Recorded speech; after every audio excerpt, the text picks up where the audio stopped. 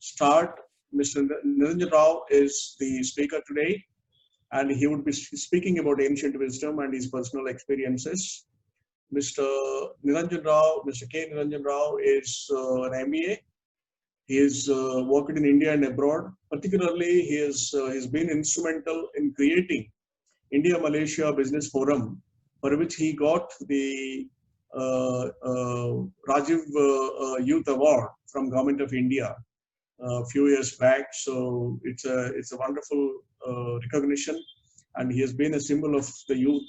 The connect between is one person who's been a connect between the youth and the senior groups. So he's been doing that in all spheres, and it's been a wonderful success story. And more importantly, Mr. Niranjan is a spiritual personality, a person who is more inclined towards spiritual personality. He is a guy who travels anywhere in India or abroad just to be in a shrine for a few days and meditate, leaving out the rest of the world, leaving out a family, leaving out business, leaving out everything. He will just go off into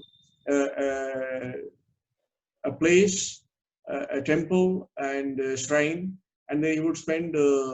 So that's the kind of the spirituality, and he has been a upasak of Ammavari Upasak. He has been doing that Gayatri Upasana. He does. He's got a small temple in his own house.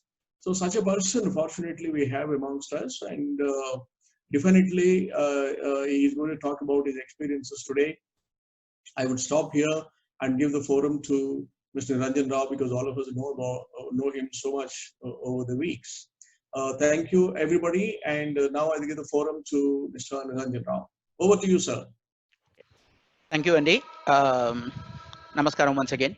So what I will try to do is to share my experiences and thought processes on the way forward, addressing the key aspects. Let me share my screen in the meantime. Just give me a second.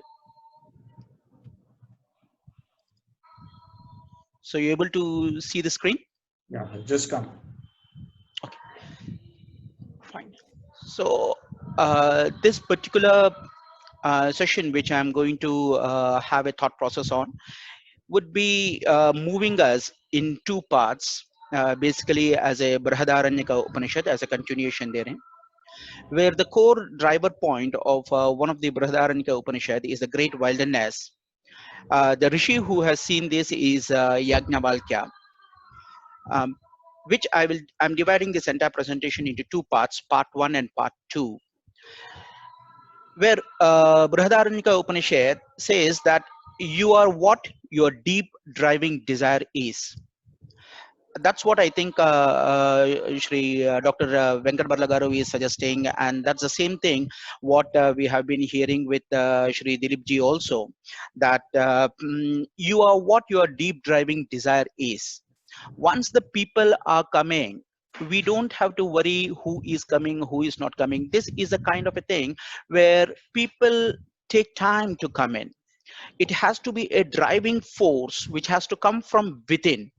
If this driving force is not there within, nobody will be able to bring them onto the table. It will be really very tough for somebody to bring it. The second aspect of this particular thing is, as your desire is, so is your will.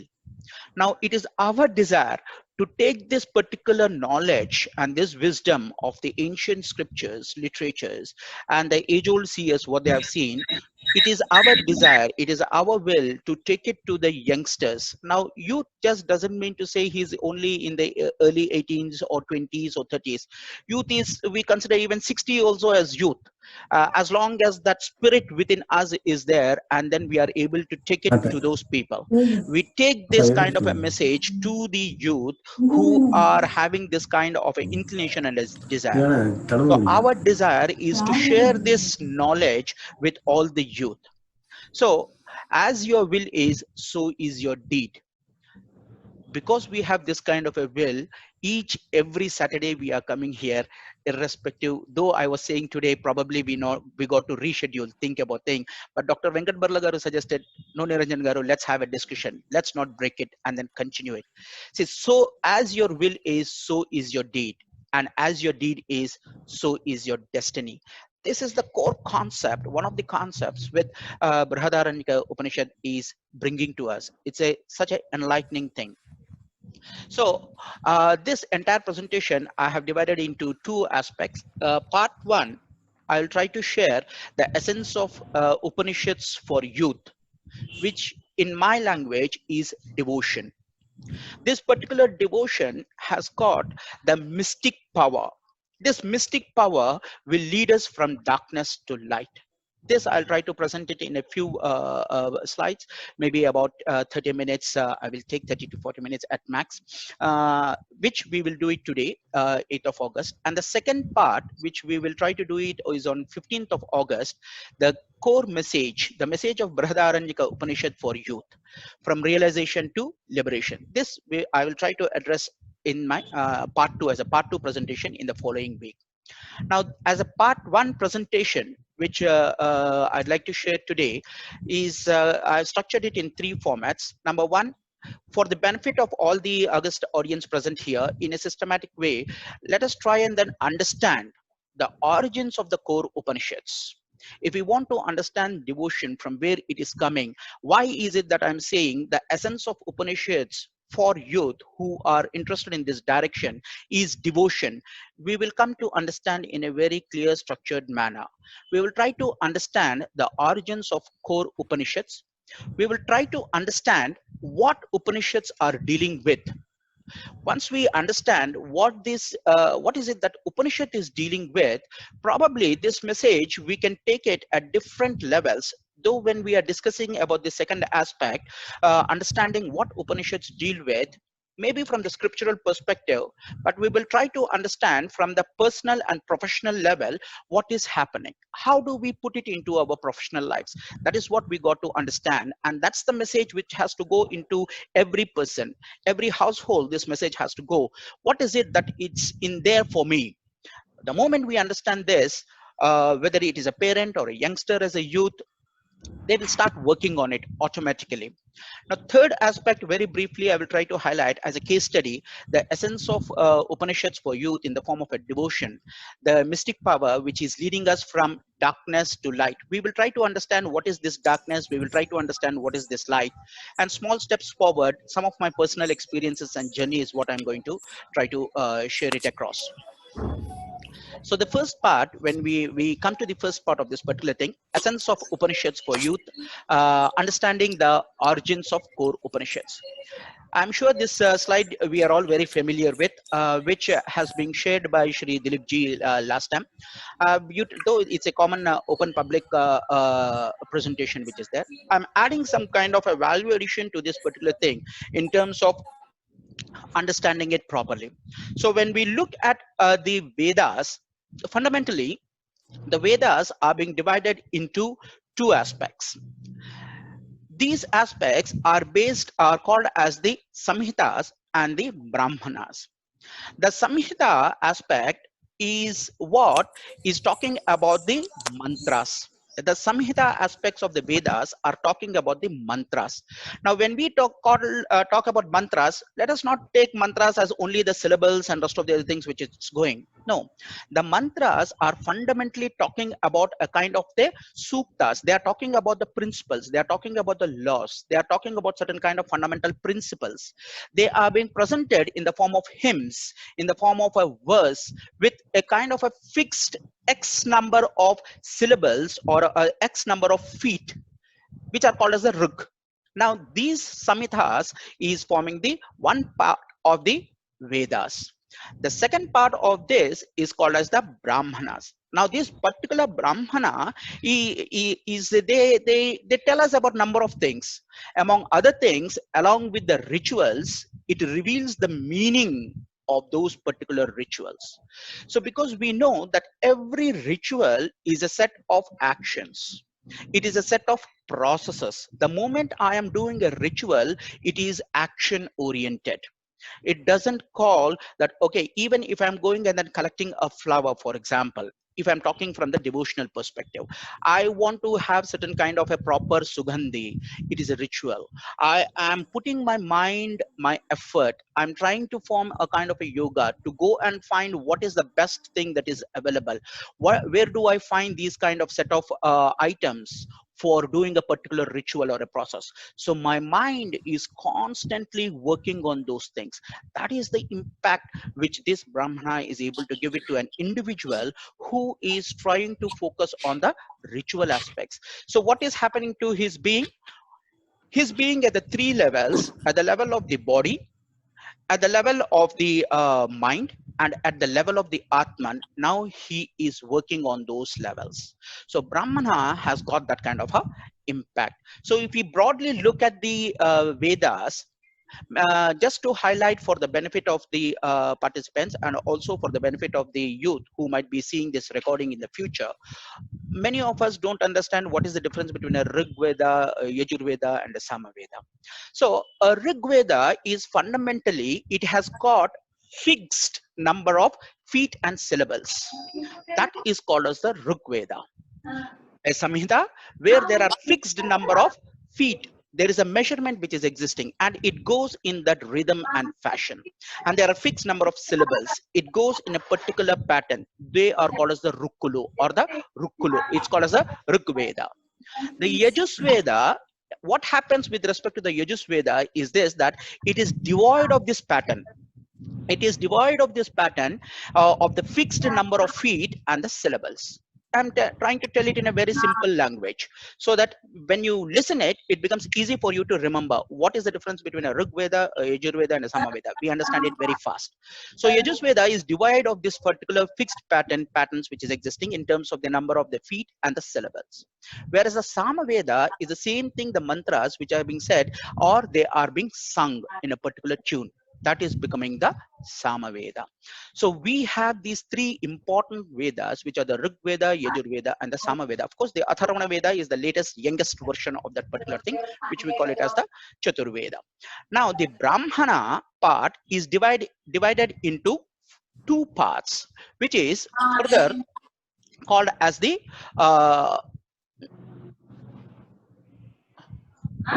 somebody is asking, you want me to put it as a full screen? Is it not on the full screen mode? Okay. Please mute all others. Please mute all others. There is disturbance voice on the back. Mute everybody. Okay.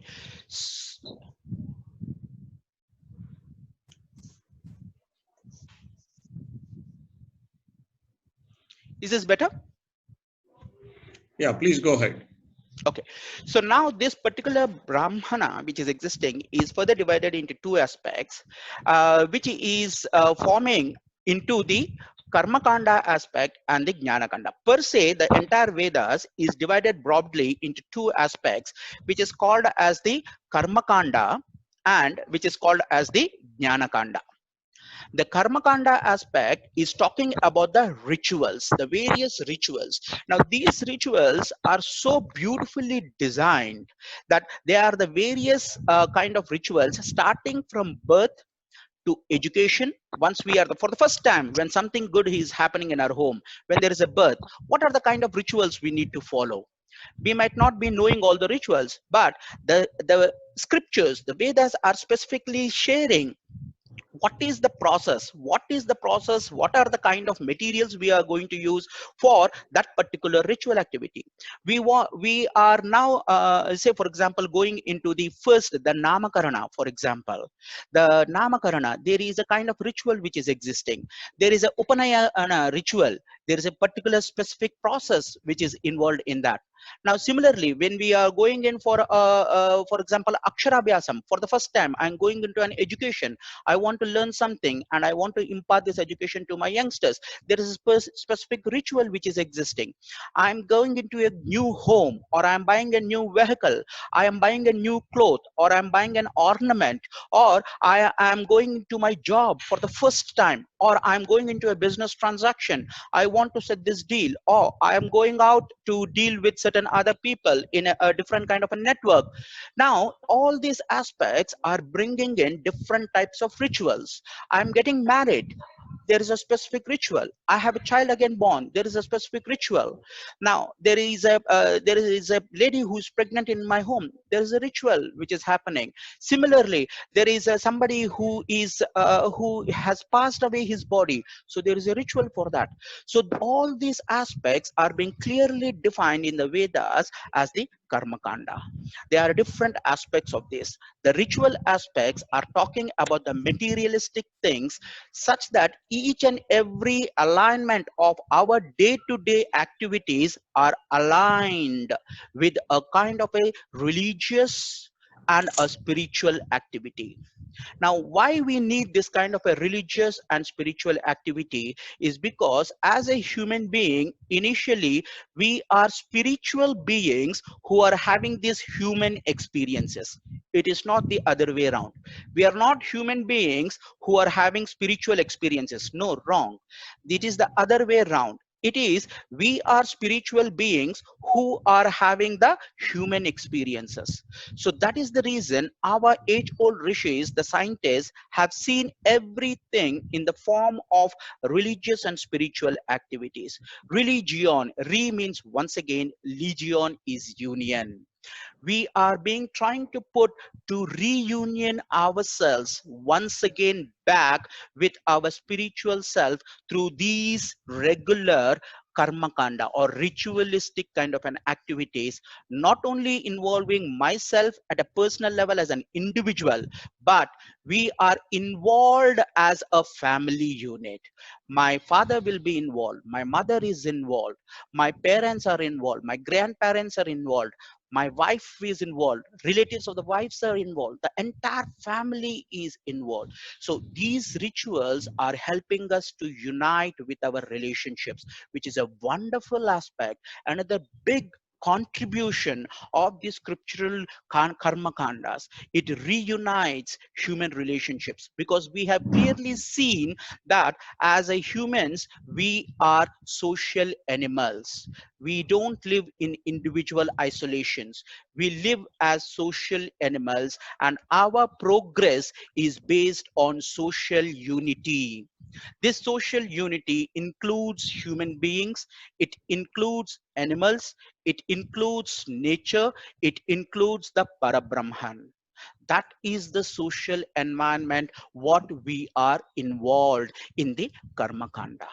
Now, when it is coming to the other aspect, which is the Upanishadic aspect. Now, these Upanishadic aspects are fundamentally, it has got few meanings of Upanishad.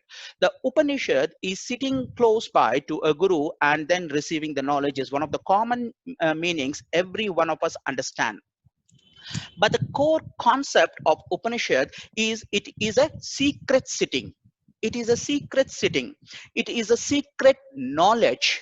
And this knowledge has to be taught only to a worthy son. We cannot teach it to each and every person. And even if you want to teach it, every person will not come to it. This is what Svetasvatara Upanishad tells us. Even if we want, we will not be, even if I want to give this knowledge to everybody, everybody will not come and then take this knowledge. That's the beauty about it. That's the fundamental aspect, how the nature is already working on it. So, but of course, we are putting an effort to find that worthy son, to find that kind of a worthy disciple who is able to receive this knowledge, who is able to receive this divine wisdom. It will come only to them. It won't come to each and every person. It will select to who it has to go. It's the same case, which I will share it in my experiences part also. The mantra selects the person. The person doesn't select the mantra. It is the other way around. Once we start progressing our devotion, the mantra starts selecting us. It will come to us. We don't have to go to it. It will come to us. It selects us. Once we start making a progress, that is the beauty about the samhitas, the mantras. It is so powerful technique which has been properly designed by our ancient rishis and seers. So this particular overview of a basic origin of the Upanishads, hopefully I would have made a comment, some kind of a clarity on this. Now, once we want to see further, let us understand between Vedas versus Upanishads. The comparison, when we are looking at it, the composition date, this is just for the review, is between 1200 and 400 BC, and this is what the type of the composition is for the Vedas is composition, whereas Upanishads form the subcategory of it. The content of the Vedas is ritualistic, and philosophical aspects of life have been highlighted in the Vedas. Upanishads talk about the philosophical aspects of it. Once we are talking about the philosophical aspects, that's the reason I constantly say that the world is created by thinkers. The world is created by philosophy. The moment we understand this core message, we become very strong in our philosophical grounding. The moment we start becoming very clear on our philosophical grounding, we cannot move here and there. Even if once this person understands that my my stance, my core stance is here, I will be centered very naturally the moment I understand the core philosophy. The Vedas, if you look, the reason for them is to preserve the ritualistic traditions, uses, and details. So the Vedas have contributed to the culture, which is for human being the greatest innovation, the greatest discovery, the greatest tool, the greatest machinery, I would say, is these ritualistic traditions in the form of a culture. It uses complete details. There is a use case scenario for every ritualistic activity. The reason for Vedas is to preserve this culture such that we are able to still continue as a spiritual beings having the human experiences. That's the greatest contribution of Vedas. Once we look at the Upanishadic perspective, the Upanishadic perspective is for all the common lore, the common man, including people like you and me, where it helps us in our spiritual enlightenment. The spiritual enlightenment we have to acquire. We are there in this body and covered with a lot of dust. We are covered with a lot of dust, a lot of thought processes. From the time I am born, there are so many things which are constantly being bombarded to me, either from my mother, from my father, or from my brother or sisters, my immediate family, my relations, my friends, my circle, and the knowledge I am receiving constantly. More so in today's world of internet and mobile handy availability. We are constantly bombarded with so much of other information that we are forgetting that I am a spiritual being first. So it's so damn difficult for the youngsters to come out, to leave the mobile phone and then come to the next thing. It's so damn difficult. That is the impact of Maya. We are coming on the spiral of those particular things. We are constantly coming in. Once this person is thrown with the light of knowledge of the Upanishad, then the dusting starts happening. I start clearing myself. All my dust is starting to remove. And then there is a spiritual enlightenment that starts happening. And I start realizing that I am a spiritual being who is having human experiences. This is the biggest contribution of Upanishads for those people who want to travel in this journey. And it is the responsibility of the realized people also to share it with as many people as possible. That's what we are trying to do on this forum, along with Dr. Venkat Barla garu and Dilip ji and Dr. Sujata garu and all the August participants who are present here. It is all our responsibility that we are gaining this wisdom. We are blessed to gain this wisdom. It becomes our responsibility to take it to as many people as possible so that they are able to dust it up and enliven in a much spiritually enlightened manner. If you look into the numbers, of course, Vedas are 4 in basic number, but the Panchama Veda is called as the Bhagavad Gita, which is the Panchama Veda. In terms of the Upanishads, they are 200 plus, but literally, if you see, there are so many Upanishads, over thousands of Upanishads have been existing, but it's being filtered and lost over a period of time. We are focusing to 200, out of which the core Upanishads is what we are trying to discuss, which is about 10 in number. If you look into the classification purposes of the Vedas, the parts, every part, when we are looking at it, the samhitas, we are trying to understand the core of the Upanishads. What is it that they are bringing in? Now, as a part of the Samhitas, the purpose is to have a collection of the mantras or the hymns. Now, the rishis and sages are constantly working on it. They are the researchers. They are the scientists who are constantly, they are the thinkers. They do the various types of experiments using various materials, various kind of shrutis, which they receive in their meditation aspects, and they form the collection of the mantras and the hymns. The basic aspect of this particular thing is to do actions or the karma. And the core classification, once we see there, is the prayers or the bhakti. That is the key aspect of the samhitas. Once we come to the brahmanas, it is talking about the exposition of how to use the mantras and rituals. It is also again action oriented, which is karma kanda. Fundamentally, it is talking about the rituals or the processes thereof. If we have read the book of who is this, the Robin Sharma, also he, in his book, he talks about the leadership, and at the end of every leadership he again brings it back to the rituals, the processes which we do on a day-to-day basis. It's a very good book, probably Robin Sharma's few books. If you happen to have your hands on, please do try to have a look on that particular book. It's a fantastically written book.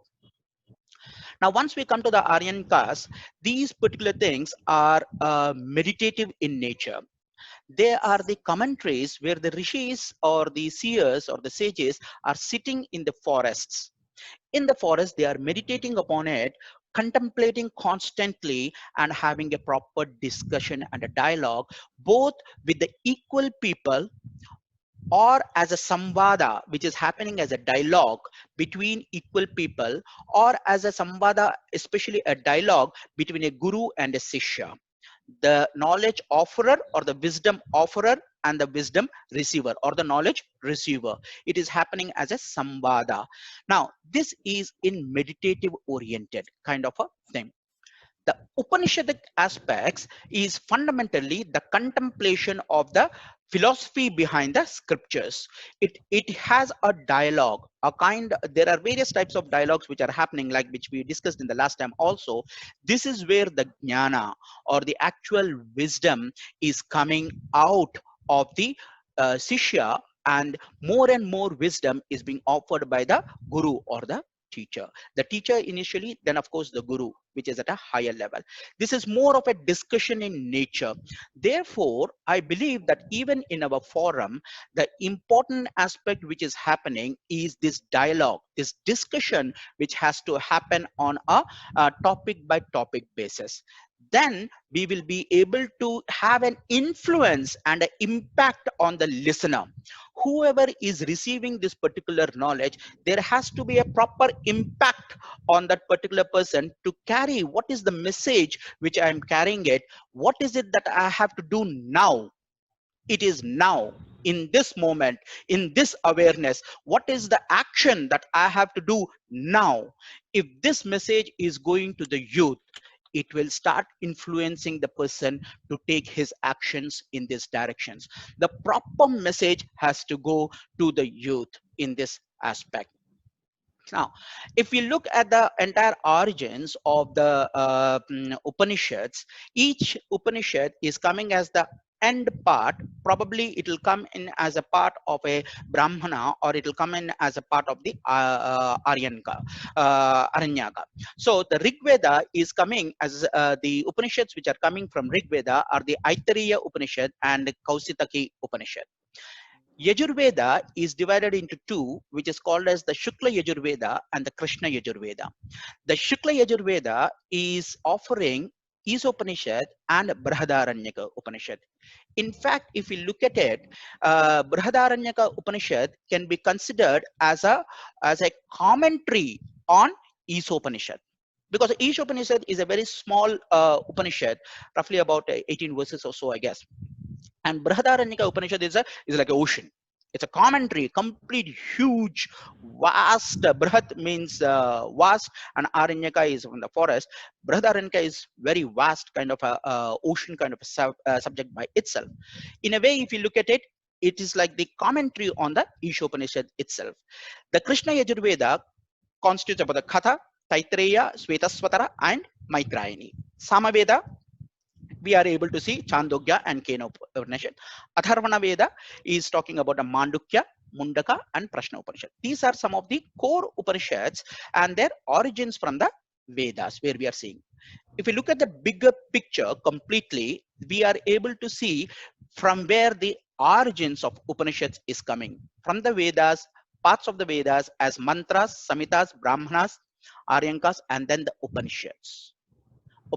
So the origin of Upanishads is here, just for the reference in case. If we want to bring a pictorial view once again, we can see very clearly how it is coming. Maybe I'll share this presentation if need be, and then you can please run through the exact Upanishads, what are the origin of the Upanishads. That concludes the first part. Now we come to the second part, where we want to try to understand what these Upanishads are dealing with.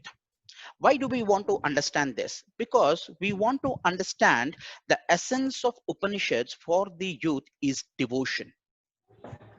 Devotion. The moment we have this devotion, only then the mystic power will start leading us from darkness to light. We don't understand what the Upanishads are offering, we will never be able to lead ourselves from the darkness to the light. Now, understanding the Upanishads are the sacred scriptures of the Sanatana Dharma. These are the sacred scriptures irrespective of religion, caste, sex, or nationality. That is the reason this forum, we don't want to talk whether you are a Christian or whether you are a Muslim or whether you are a Sikh or whether you are a Hindu or whatever. We don't want to talk about that. The concept of knowledge is for every human being. We are first human beings. We are first spiritual beings of the same Parabrahman.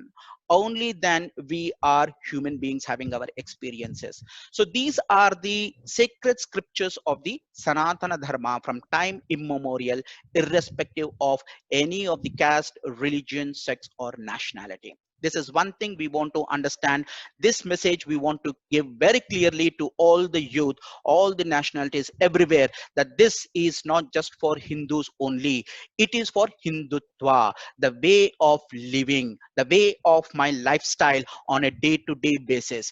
That is the message which we have to send it to the youth very clearly. We don't want to divide these people. Okay, I am a Muslim or I am a Christian. You don't need to understand this. You don't need to follow this. No, we need to let them know that this is a universal knowledge of spiritual human beings. You got to understand this as a universal human being. The moment we understand this, only then the message is going in the right way to all the human beings across the geographies, across the religions. Yeah.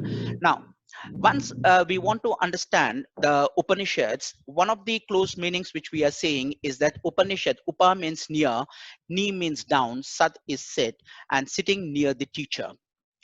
But the secret, like we have said again, this is a secret sitting, like what we are doing now.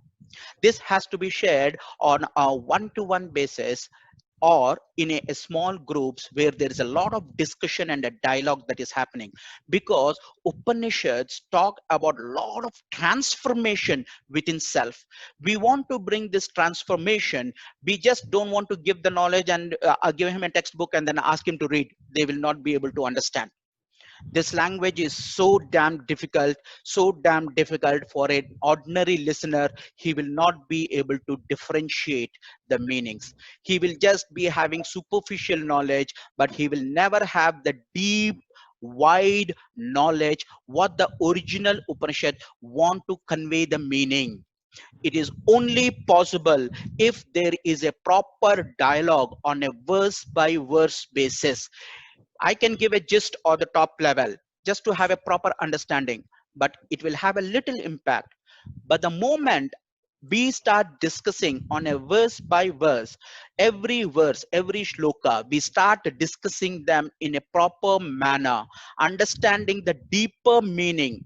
At the superficial level, it might mean something, but when we start discriminating the entire thing, when we start dissecting it, we start analyzing it word by word, deeper and deeper, and how it applies in my personal life today, how it applies in my professional life today, how is it going to help me in my personal and professional life.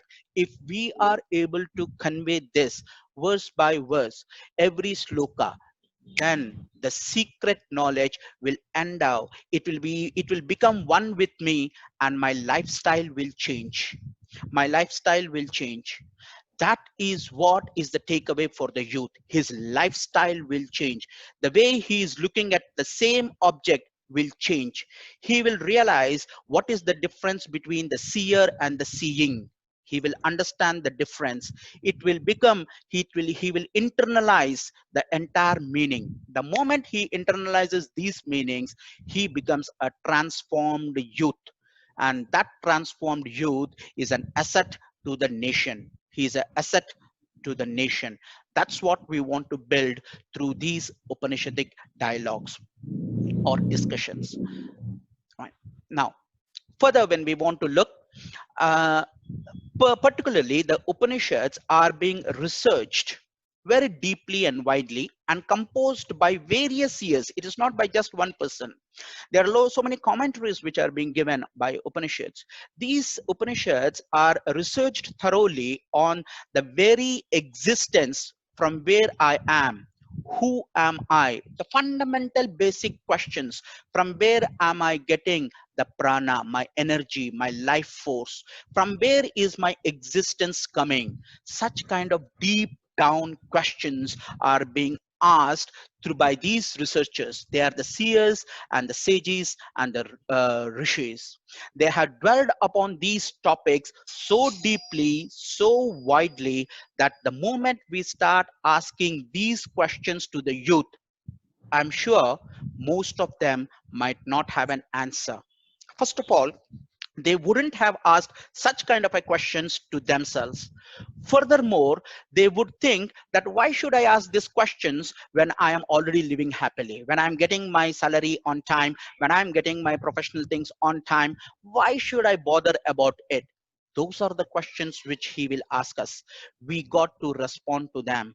Tell them the importance of understanding the importance from where he is coming, not for himself. It is for the benefit of the society. The way he is going to have these transactions within himself, not when he is having properly everything, but at the time when he is in a depressed state. For example, the latest case of the person who is having all the luxuries, all the riches what riches can offer, but within self he is not able to stand. He is not able to know who he himself is, committing suicides, divorcing, having harsh words with the others. We do not know how to interact and transact with the other people.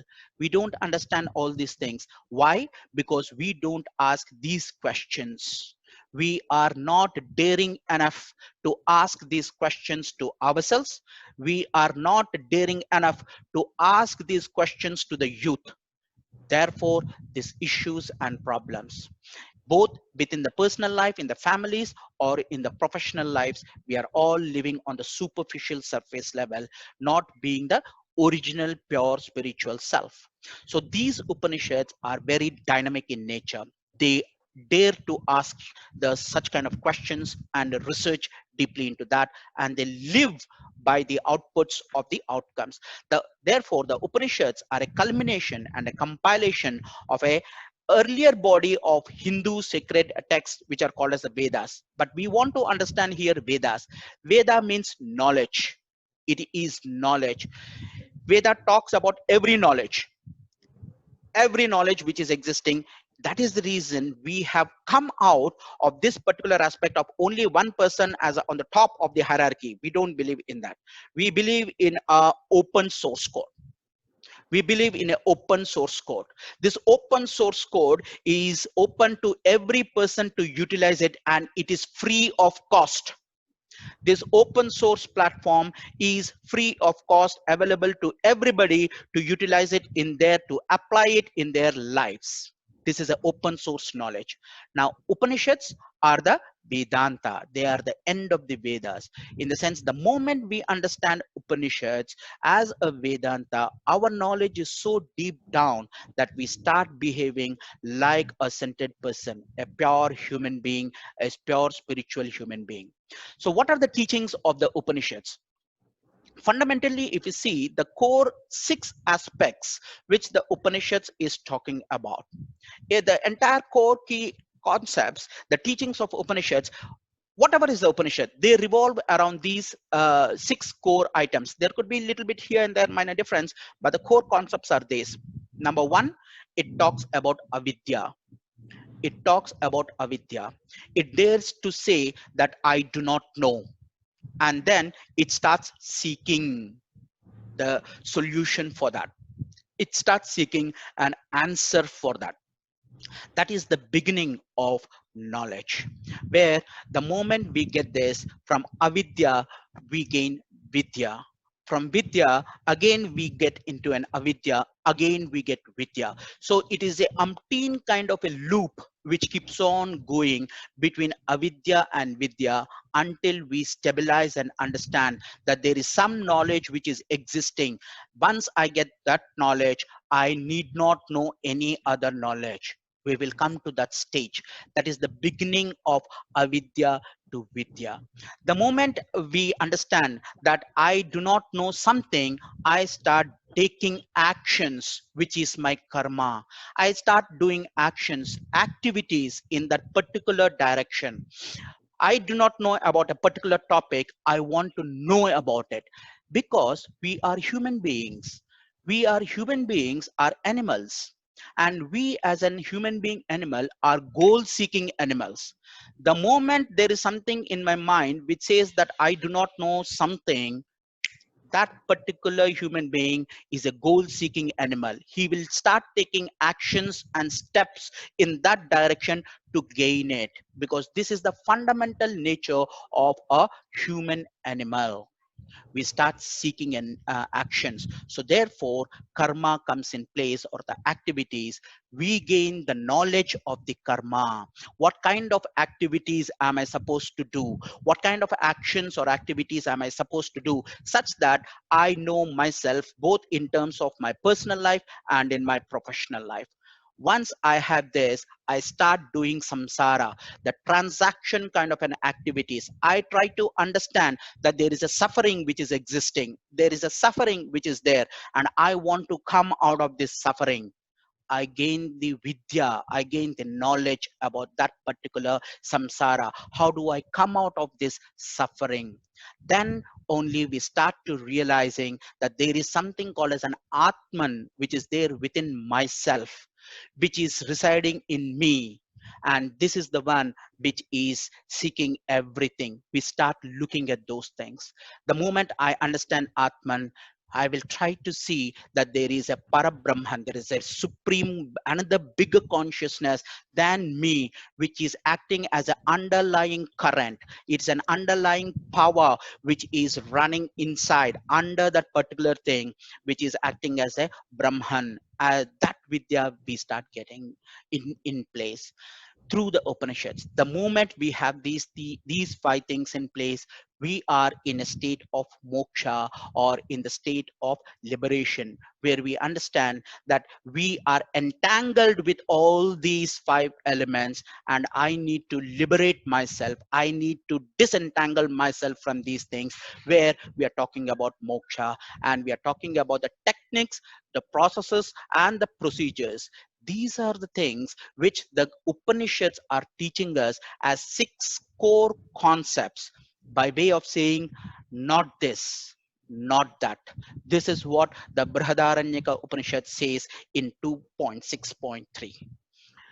This is one of the teachings, the core concepts of teachings of the Upanishads. Now let's look briefly into the 1.3, where the essence of Upanishads for youth is in terms of the devotion. We want to understand the aspects of devotion. It has got a mystic power, and this mystic power helps us to move from the darkness to the light. When I'm talking about the darkness, this darkness has got various meanings. The darkness is that of my ignorance. The darkness is that of my sufferings. The darkness is those of my complete ignorant being and suffering, a combinations thereof. And the light is talking about the knowledge and the wisdom and the happiness of the Satchit Ananda. This is possible only through devotion in my personal experiences. So I will share some of my personal experiences as a case study. But before we go into that, the previous slide which we have seen as the Vedas, the way it is being structured, if we see as a top down approach, it is so beautifully being structured. We have to see it in that level. The Samhitas which are talking about the prayers or the bhakti is the rasa. The bhakti or the devotion is the core. Only once that is formed, the rest of the other things will follow in the form of our actions, which includes meditation and discussions. This is possible only and only when we have the devotion to that particular activity. That is the reason I'm saying that the core essence of these particular activities is devotion. Once we have devotion, only then we can make the progress. And the way the Vedas is being structured is also in that particular format. So as a brief snapshot, we will be looking here in various forms.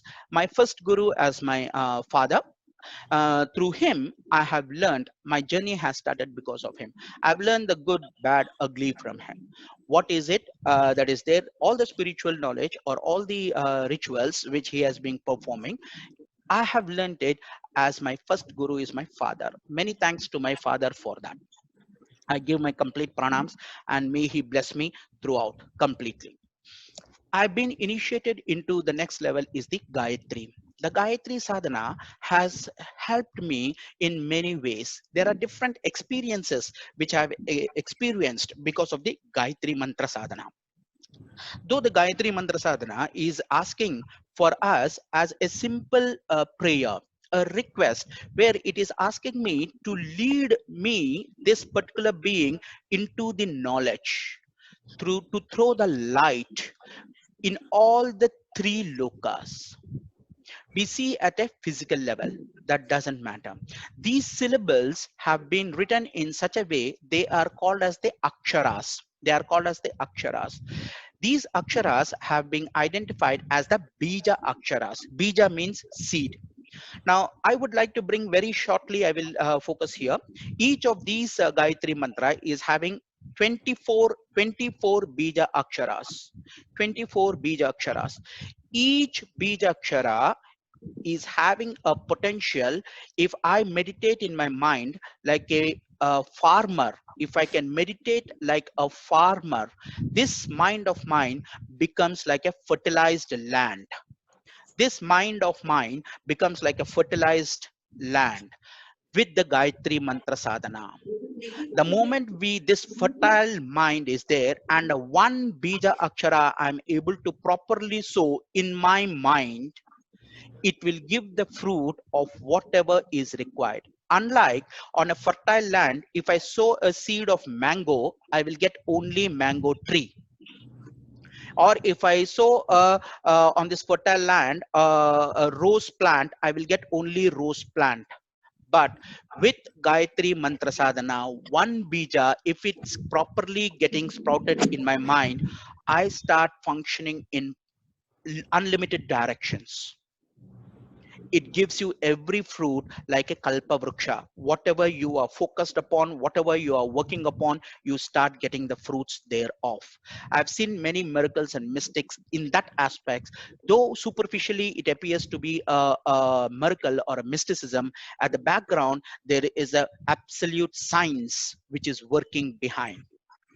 Similar is the case with my meeting of my first religious spiritual guru, Pujya Gurudev, Dr. Anil Kumar Joshi ji.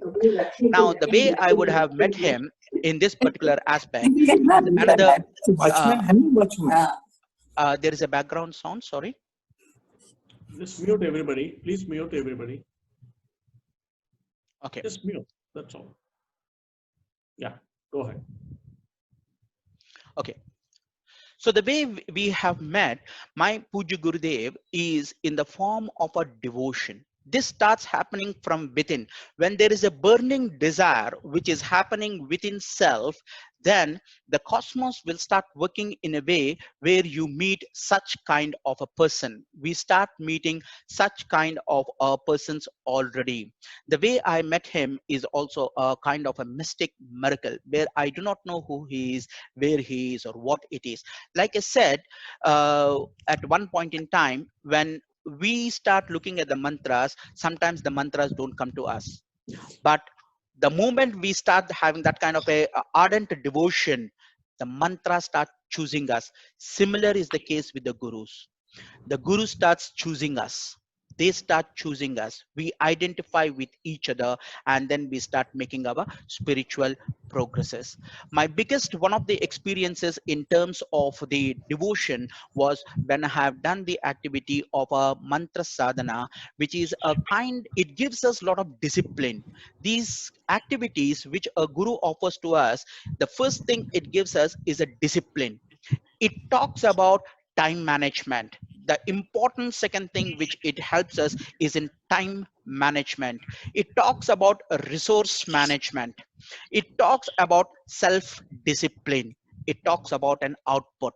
So these are the things which we get from the guru very directly. Those are the skill sets which we imbibe in ourselves. This is the message which has to go to the youth, that you want to learn about time management, you want to learn about resource management, you want to learn about people management, you want to know about the art of negotiating with yourself.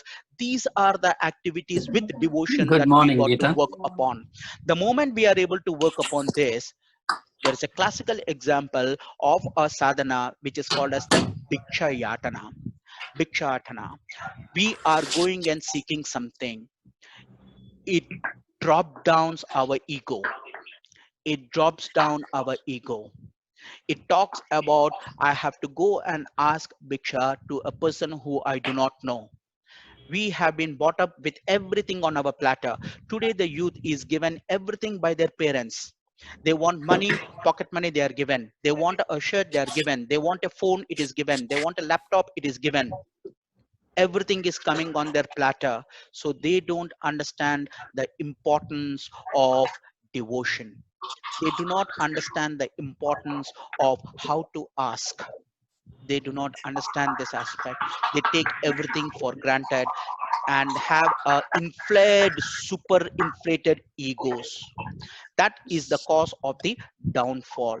But once we come to an awareness, the activities which are being used in the rituals, it breaks our egos, it breaks our arishad vargas, which we will come to that.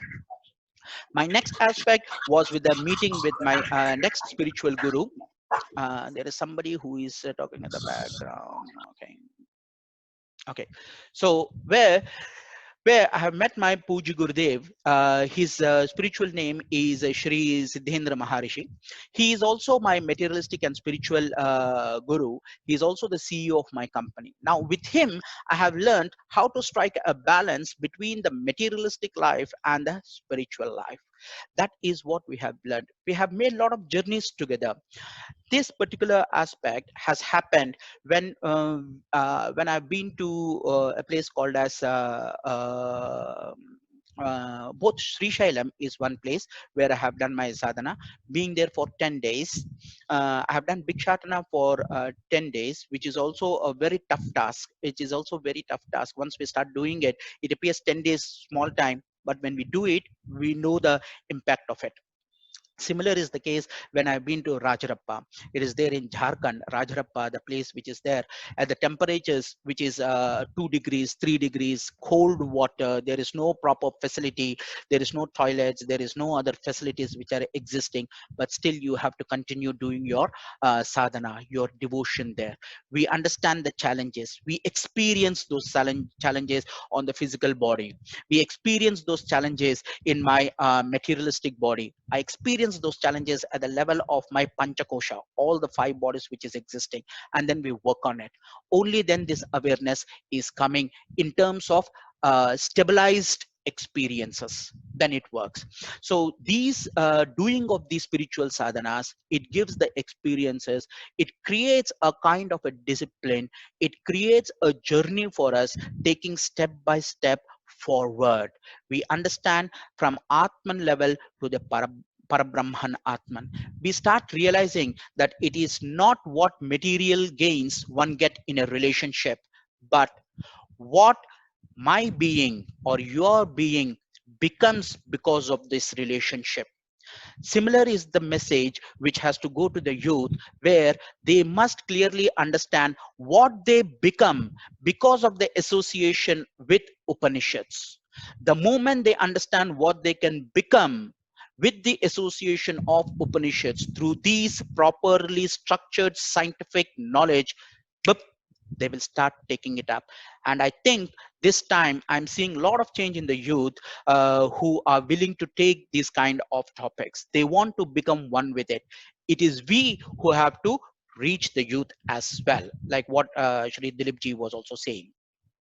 Now, to sum it up, I would like to say what are my core understandings in my experiences that this devotion can bring to every individual at any age. What is it this devotion can do to an individual?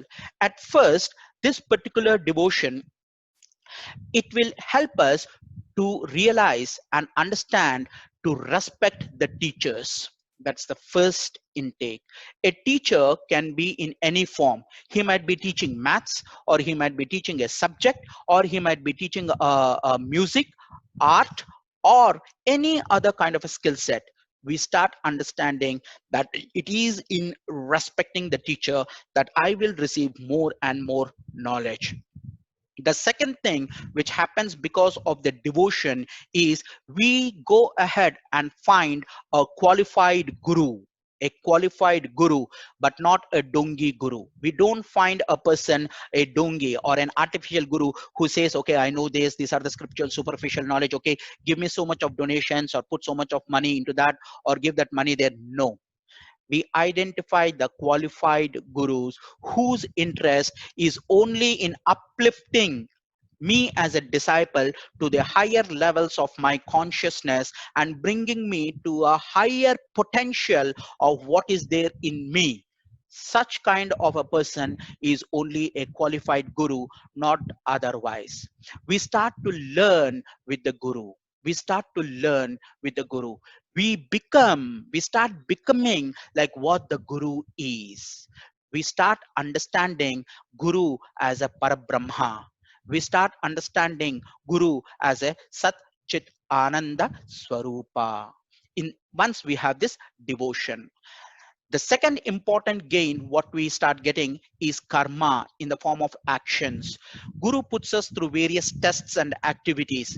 Once we put these actions in practice in a regular systematic scientific way, various activities, we start doing those activities, we understand the importance of time management.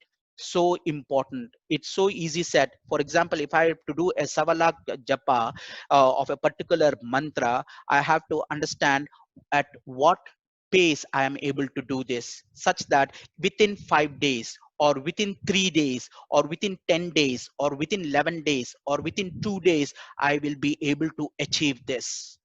My goal setting becomes so damn clear. This is again thanks to a guru. Through actions, he teaches us. Only if I have the devotion and the reverence to that particular master will he be able to give it. Not to a master who is doing something for the sake of money. He is not the person I'm talking about. I'm talking about a person who is genuinely interested in the growth of this, of myself, my level of this level of consciousness to the next higher level of consciousness. I'm talking about such kind of a guru. Now, the next thing he does is we start realizing, and we make us realize what are our strengths and what our weaknesses. We start realizing, because of devotion, what is my strength and what is my weakness.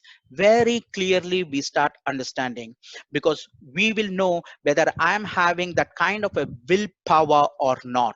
Do I have such kind of a discipline or not? I will know what are my strengths and what are my weaknesses. After a certain period of time, am I going to let it go? Do I have such kind of a weakness? I will know. Or am I able to continue it? I will have the I have the strength. So we start realizing our own strengths and weaknesses because of devotion.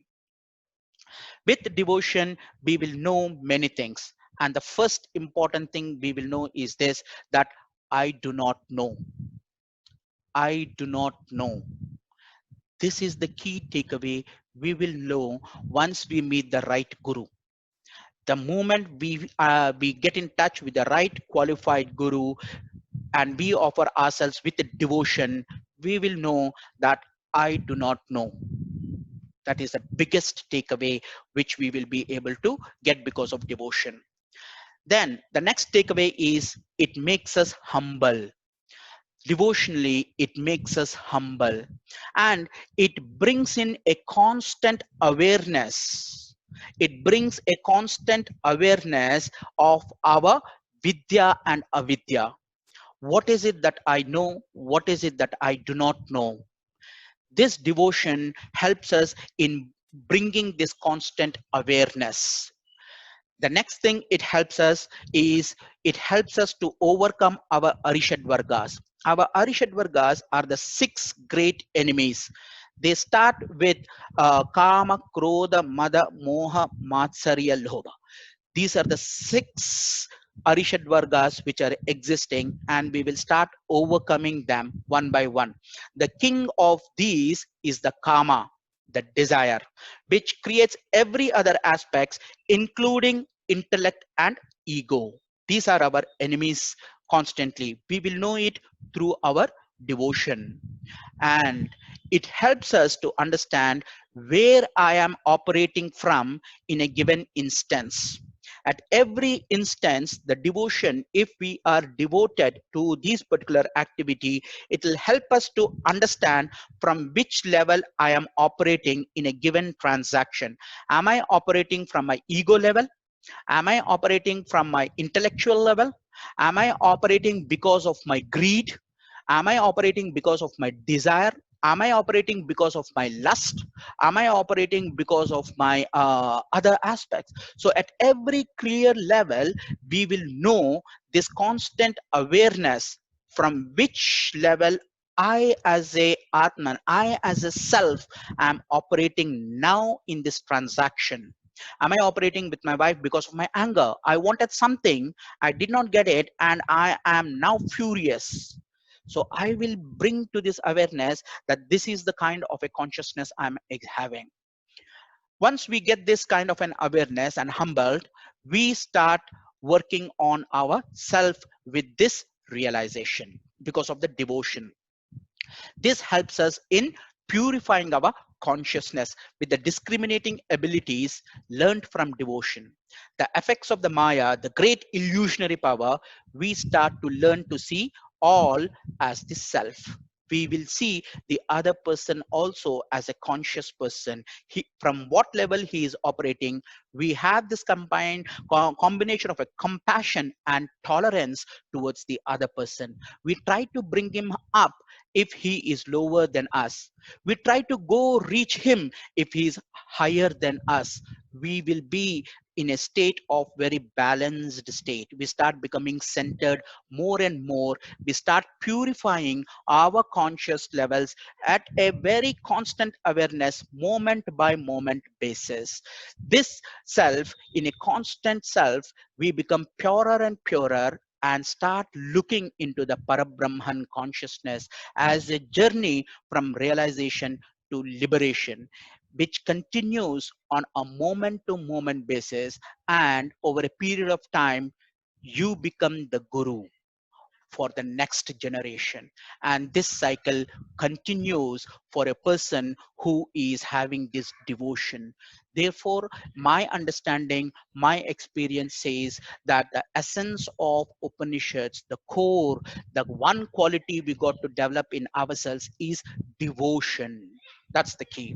So with devotion, discipline, dedication, and a decision, the designing of our destiny is created. This is what is my take on the entire thing. So with this, I would say that devotion, a sacred invitation to new birth, your most powerful self, which is devotion. Welcome to Brihadaranyaka Upanishad, part 2, which we'll discuss on August 15th. With this, I conclude my presentation. Thank you. Thank you, Niranjan Garu. It's been a wonderful treatise on Vedas and Upanishads. Thank you, sir. Although you have said you're not a spiritual teacher, but you have now we understand that you are more of a spiritual teacher, and you're a good speaker also.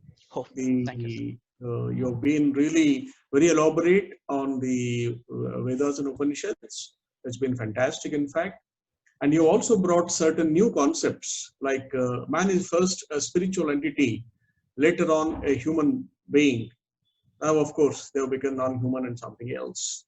So from spiritual entity, you have become something else. You can go back to spirituality is the message that you gave. It's a wonderful thing.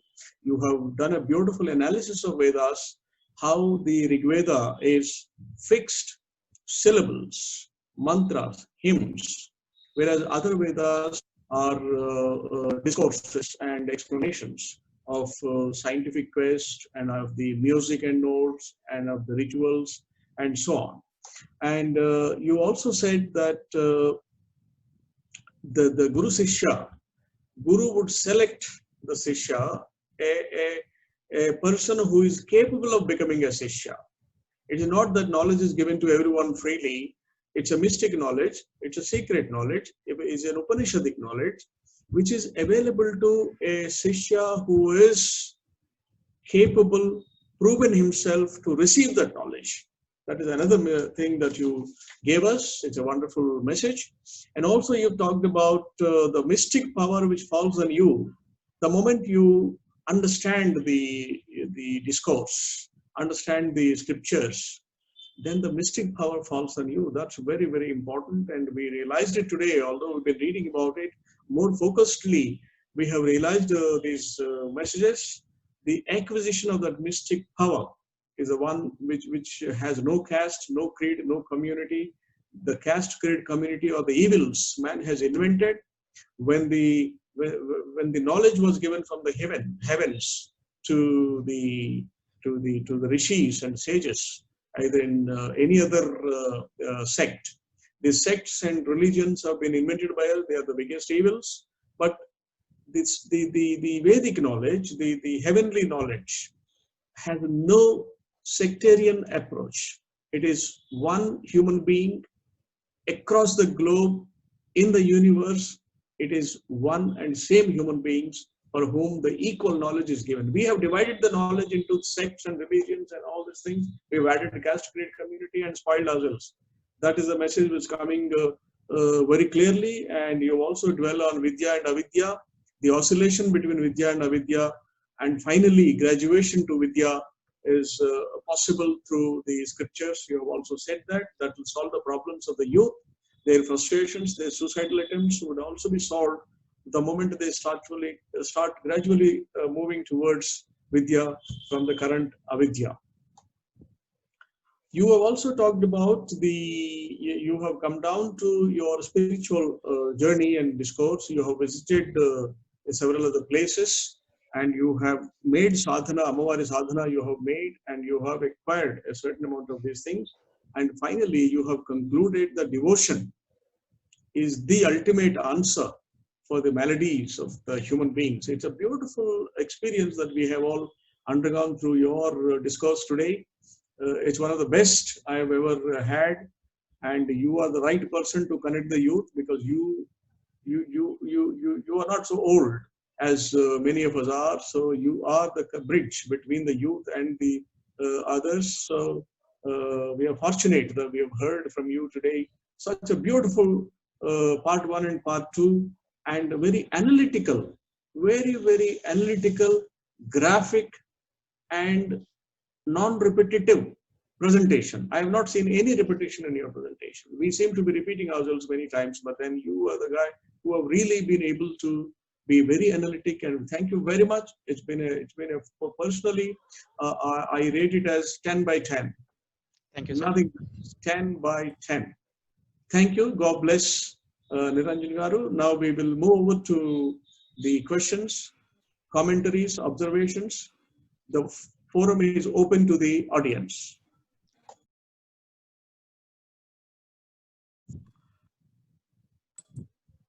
Yeah, Ganeshan.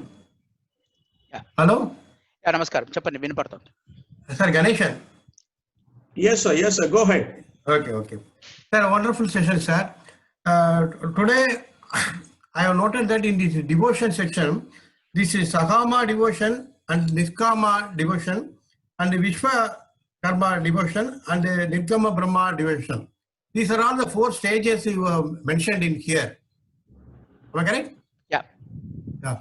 So in these 4 direction, we can join in any one, or we have to follow all these 4. Okay. We have to come across all the 4.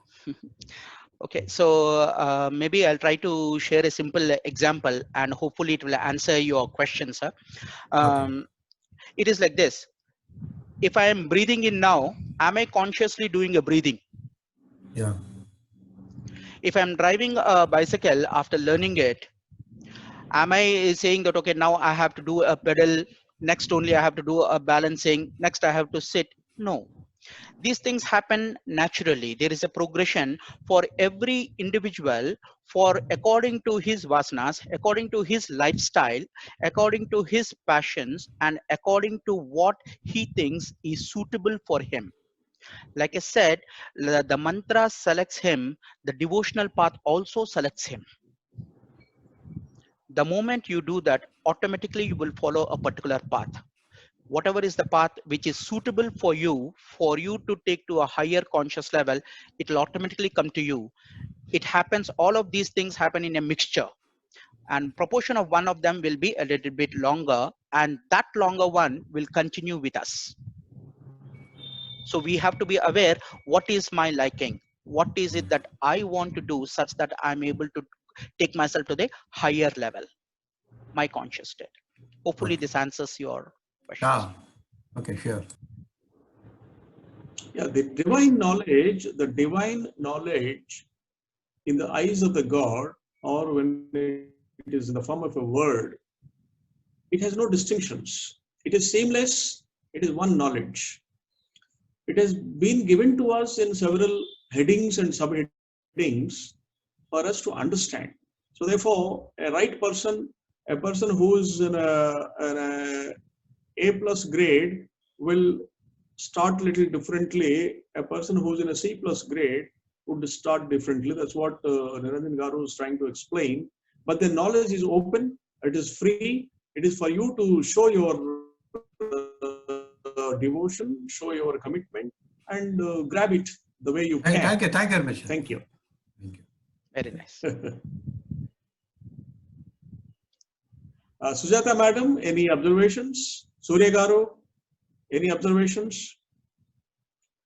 We have other younger people in the forum today. Maybe some comments from the younger people also. Some students and teachers have joined. Kindly come forward. It will be enriching our knowledge. Discussion is the most important. Question answer is the most important part.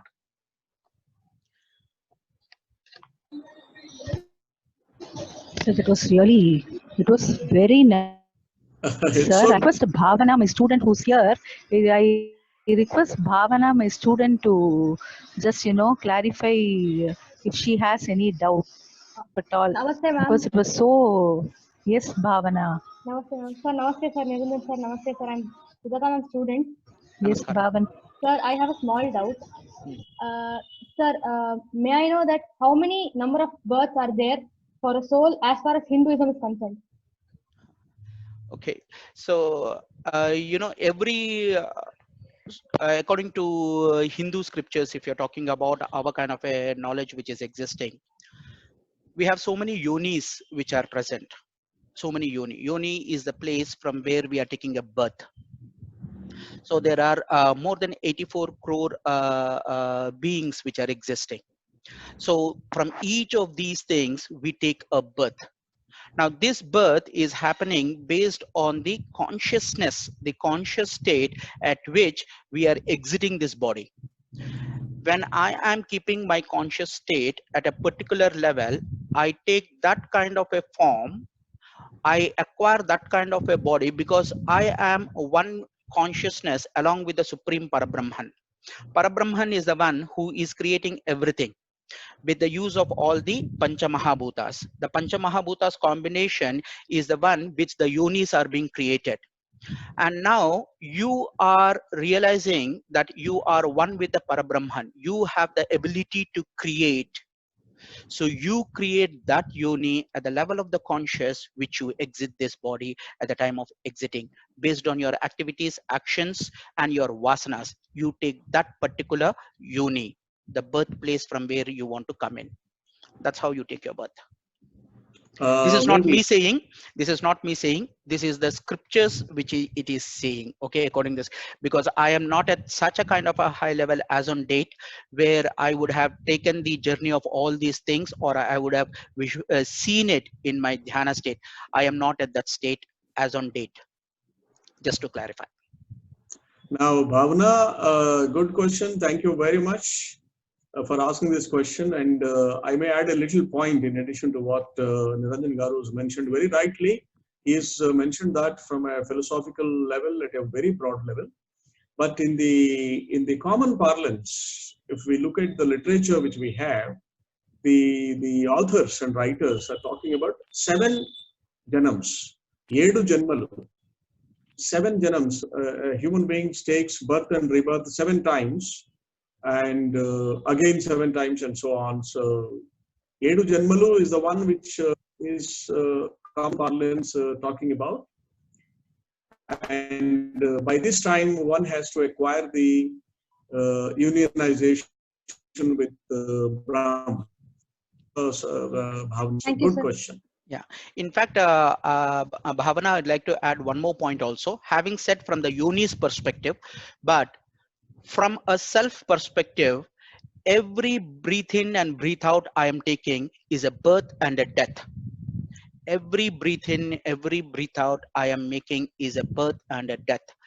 Every thought that I am germinating in my consciousness is a birth and a death.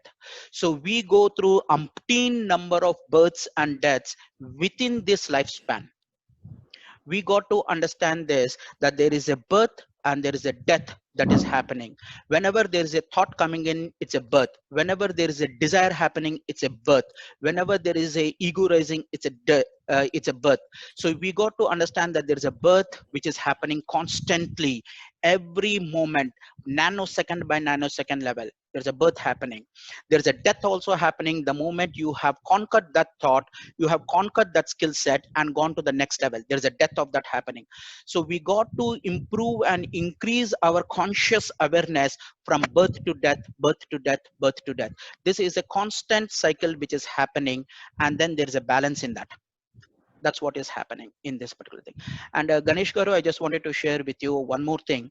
When I said that the mantra selects you, I'm sharing it with my experience. When I was doing this sadhana, just out of, there's no mysticism or whatever. When I was doing my Amavar sadhana, there were 4 or 5 mantras which were existing. But when I meditated, there was one this mantra which jumps and then pops up and comes to you. It happened to me. Many times it happened. It comes and then it selects you. It selects you. One.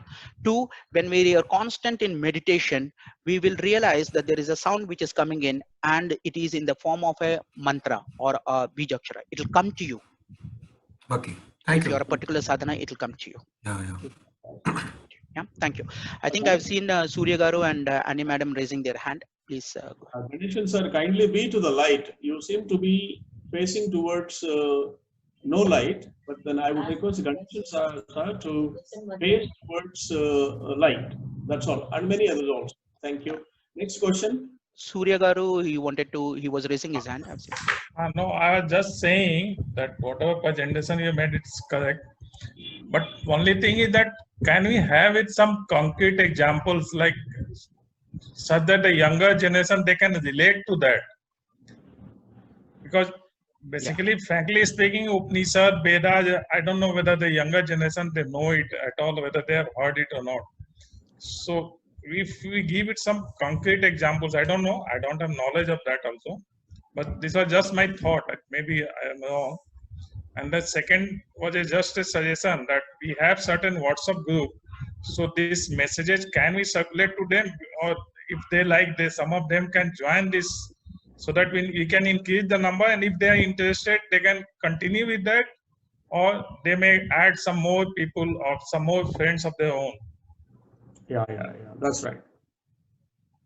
We can circulate. It's better that we, each one of us may have several groups. It's better that we circulate widely the message of this and also the link, and so that whoever is interested would. So what we'll do is we will write a paragraph on the purpose of this forum and sessions that we have. So that can be first circulated, which is a general thing. There is a forum exists like this, and it is for this purpose. We'll write one paragraph starting Monday, and then later on, week after week, the link keeps coming, which can be also again. So they will connect it up. Oh, something is there, and I heard about it. The paragraphs came. Now let me. So we'll do that, sir. It's a good suggestion. Thank you very much. Thank you. Thank Nice you, being with you all. It's a nice suggestion. Excellent. I'm seeing Annie Madam's hand raised. May I request Miss Annie? Before let me interrupt. Surya Garu's first question is unanswered, so let me answer that. Let me take the liberty of answering that. How to connect the youth?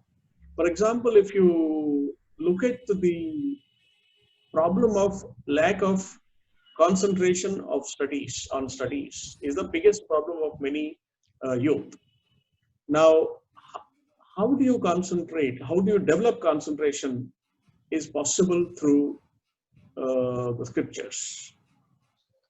Now, lack of memory, improving the memory, That's right, improving the analytical power of the youth is possible through the hymns, the mantras, which the mantras of different scripture, if you recite and if you go through that, it will improve the memory so much.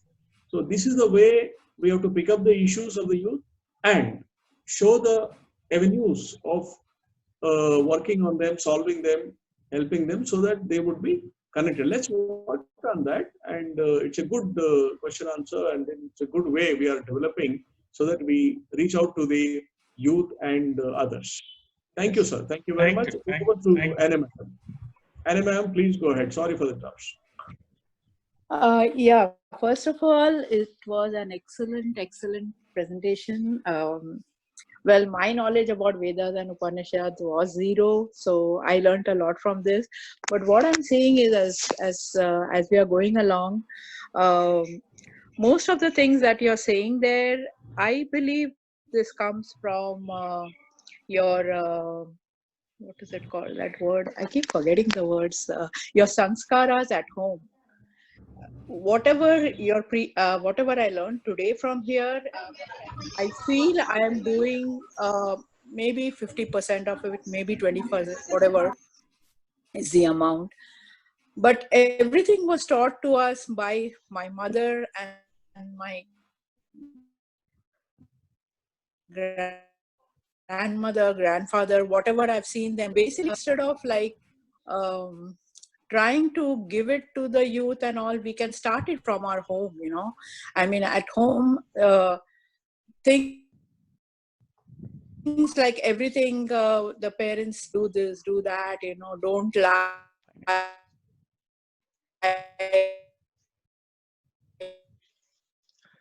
Sorry, Annie, we are missing your voice. Hello? Like respecting your Yeah, guru. speak louder. Oh, okay. So that's one point. And the other one is, so basically what I'm trying to say is, I know you start this at home with your kids, and every parent, every mom has to do it with their kids. So that's how, like, you keep telling the kids what to do, what not to do. That's how, you know, it goes on and on. So that's number one. Number two is that you said Upanishads and all, it's not for everybody. That's very true, because we are trying to pull people into the forum and they are disappearing. So it's not for everyone. Only those who are interested will really come to it. So that's what I figured out. Point noted, Ms. Anne, but that's the reason what one of the things, key things, what we are working towards having the next level is on parenting, the art of parenting through the Upanishads. So once we touch base on that particular content, then it will be more appealing for one segment who is parent. This particular thing, we have to bring it to the people who are just getting married, or who are in the line of getting married, or who are going to have children, or who have children. So that particular segment is one of the key segments which we should focus upon. The moment we focus upon parenting and the art of parenting, it automatically goes into the unit level of the home, of the household. The moment it goes there, it naturally goes into the children, and from there it continues. So the art of parenting is the one of the key aspects which we need to work upon. You rightly pointed it out, which is there on my agenda. Is there on my agenda? Okay. In fact, yeah. Yeah, see, because as a child, you know, the way I like my grandparents, every morning at 4 o'clock, they'll get up and they'll chant the Gita, the whatever that Chandi part and this and that and all. So those, like, you know, they stick to you, and then, you know, you want to learn more on it, of it and everything. So that's what I feel. I mean, it's more of a household thing that, you know, then the child is reared up with those good values and everything. And that, I don't know, that's what I was trying to say. Yeah, point noted, ma'am. It's absolutely correct. No, your direction is absolutely right. But your presentation was excellent, you know, really good, really good. Thank you, appreciate. Amawar blessings. Thank you. Yeah, Dilip Garu must give his observations now, briefly. Maybe just one or two comments by Dilip sir. Sujata ma'am. Was it was a super presentation. Thank you, Niranjan Garu. And I in fact look forward to the next part. You know, now I'm eager to see what comes in next. You know, in fact, the devotion part was what you have explained step by step. That would answer a lot of questions, or whatever by Surya, sir. And what we need to understand, basically, that one slide, it gives you a kind of a very, just, you know, in a nutshell, it gave you a lot of information as to how to proceed, starting from bhakti up to your amalgamation with the Brahman, you know, or the Parabrahman. There are two, specifically touching upon the question raised by Bhavna and the response given by Mr. Rao. It was perfect. I just add my 2 cents there. There are two philosophies, Dvaita and Advaita. So, where in non-dual philosophy, everything is me, you know, I am the God. But in the dual philosophy, it says that there is a God separate from us. So I cannot say in that philosophy, I cannot say that I am the God, But in a non-dual philosophy, there is only one, there is only singularity, in the concept. So which one is better, which one is right, which one is wrong is up for debate, and it has been debated for years together. So the current level of knowledge we are on right now, it may be improper for us to say that, okay, that is right, and this is wrong, or this is wrong, that is right. So we don't want to sit into judgment. We are in the stage where we are at the start of the journey where it is pure bhakti. So you have a total surrender, and total surrender says that I don't know. I know that I don't know, So that kind of a situation we are in. So we start from there and then we go on learning. And when we attain that mastery, when we become that difference between the knower and the known, that is the object and the subject is dissolved, that's the point at which that level of expertise, once I have, then I'm in a position to judge, but when I reach that position, I won't be judging. So it's a kind of a contradicting, self-defeating kind of thing, So everybody wants to reach that last stage, regarding the point of birth and deaths.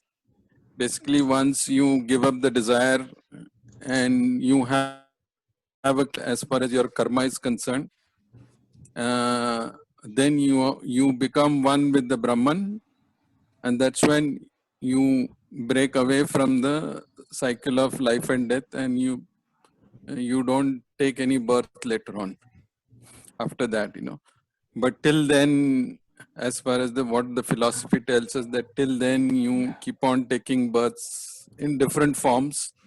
Which body you enter. Today I am in human body. Tomorrow I'll be in, say, a cow's body or in a pig's body. I don't know. I may be a tree. I may be a small microorganism somewhere. So it depends upon my karma where my birth will come from. But once I have a very clean slate and I give up all desires, even the desire for knowledge also is given up. That's where, or the total moksha, what Mr. Niranjan in his slide has talked about, is, so, and that's the nirvana, which everybody wants to reach to that stage, the moksha or nirvana. So let's hope we go gradual, step by step. And what I would like to say is, in terms of increasing the number of participants, is that we are at a stage where now, by virtue of creating this presentation, by virtue of enriching our knowledge and the group's knowledge, slowly increasing, this would be a foundation work for bigger things to come. And I'm sure that over a period of time, maybe we are expecting too much too fast, too soon. Maybe we need to tone down our expectation and see to it that we attract the right kind of people who are interested and who will contribute to to raising the level of the knowledge of the entire group.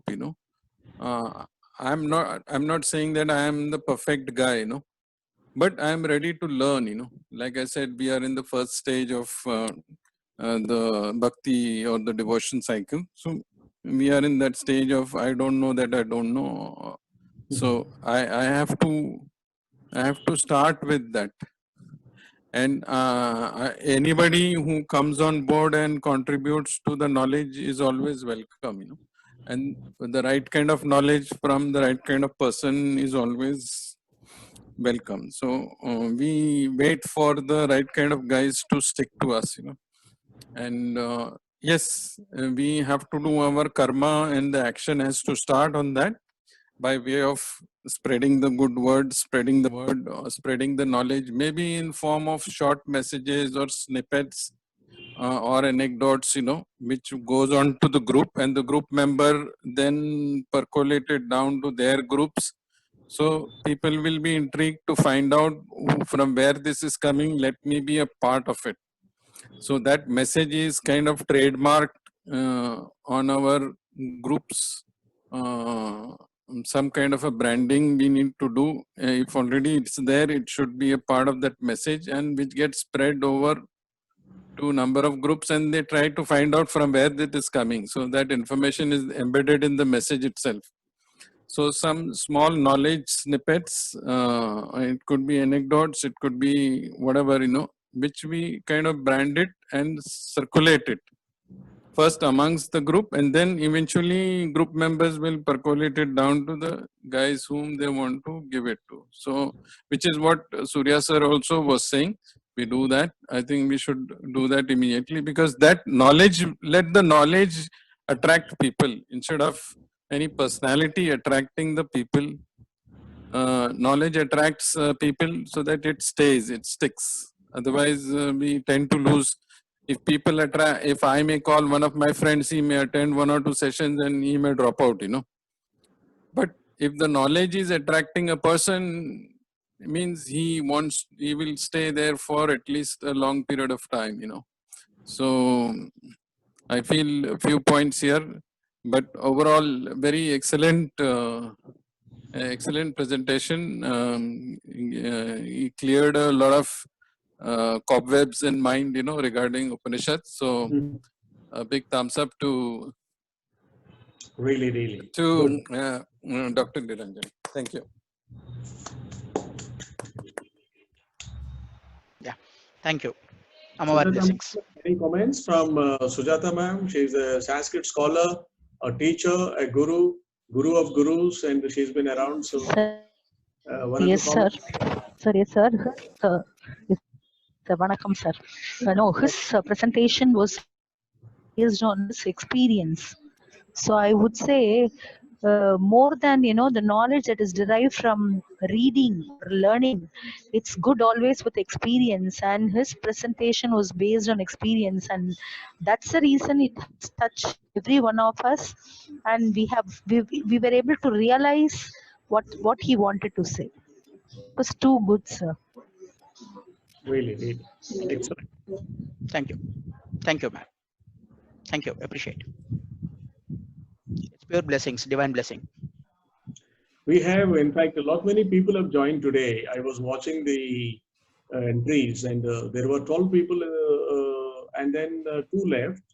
2 additionally joined. So the 14 people who have been around seems to be the thing. So because earlier we had 10 and 11 kind of stuff. So there is an improvement in the attendance also. That is also a blessing of Amavaru, because Amavaru's disciple is talking. So naturally there's a blessing additionally which has come in. The purpose which we are talking is already been reflected, and results are showing up. Good job, Niranjan. Thank you very much. Thank you, sir. Thank you. Appreciate. Blessings. Yeah, with this we close. We come to the end unless there are any other questions. All other participants are open, and then kindly come out with any question. Otherwise, we take this note, and all the 15 points which Mr. Ranjan finally has presented have been pearls of wisdom. He has talked out of experience, and a wonderful technical analytical presentation attracting the youth. We are very grateful to you, Niranjan Garu. You've done a good job. We look forward for the next session on Brihadaranyaka Upanishad. And sir, I have a doubt. So one last doubt. Sorry for the interruption. Yeah. Sir Niranjan, sir, I have a doubt. Does the soul does the soul has any difference in gender? No. The answer is clear. No. The soul doesn't have any kind of a difference. It is neither male nor female nor neuter. It doesn't have a sex. Okay, sir. Thank you. Sure. Because it's not a physical entity. The issue of any description comes only when you become a physical entity. A soul and super soul is not a Nirgun Nirakar. Nirgun Nirakar. Nirguna So, Nirakara Parabrahma. Absolutely. So if there are no other questions, then we call it a day. And thank you very much. And namaskaram to everybody. And then good night, Shubhratri. Thank you, sir. Night. Thank you. Shubharatri. Thank you. Thank you, sir. Thank you. Thank you, Barla, sir. Thank you for. Thank you, sir. Bye-bye. Yeah. Bye. Thank you. Thank you. Bye. Thank you, Super Shubharatri. Thank you. Good night.